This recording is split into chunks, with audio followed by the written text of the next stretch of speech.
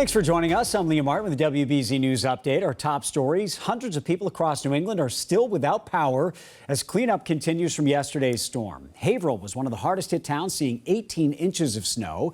It's a different story in Boston, which saw much less snow from this storm. The concern now turns to the ice. The city is warning residents about the flash freeze overnight.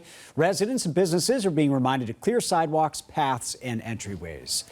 The Patriots finished the year 4-13, and now all the focus is on whether Bill Belichick will be the coach going forward. This is the third year in a row the team has not made the playoffs, and they don't seem to be getting any better. Reports say the Crafts and Coach Belichick will have a meeting, and it could happen as soon as today. Boston Mayor Michelle Wu will deliver her State of the City tomorrow. This will be her second address as the city's chief executive. In last year's speech, Mayor Wu discussed her policy for masks and cats and called for Boston to have a seat on the MBTA board.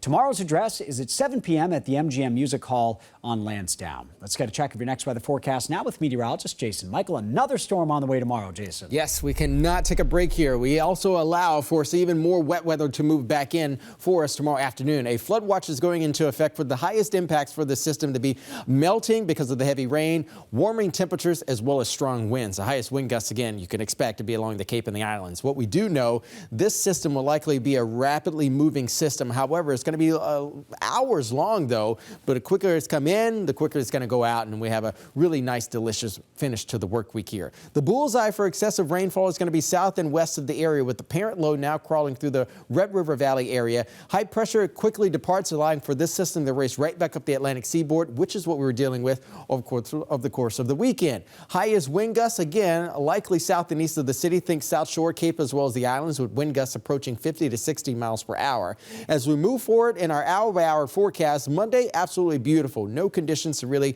kind of talk about for overnight. We will be freezing back up again, waking up 7 a.m., upper teens to low 20s. Around the noon hour, we'll start to see temperatures warm up around the freezing mark. Melting happening in areas south, an envelope of wave of activity happening across the area for the drive at 5. Drive at 5 for us on Tuesday into the evening and overnight hours will be treacherous across the arteries. No matter where you're going, east, west, north, south, we'll have a lot of rainwater to contend with, along with a lot of melting as well. We continue with that threat for us overnight Wednesday to early Wednesday morning, roughly around 4 or 5 a.m. That's when we're likely to see the system begin to depart, but temperatures will still likely be into the mid-50s before they fall behind the front's wake.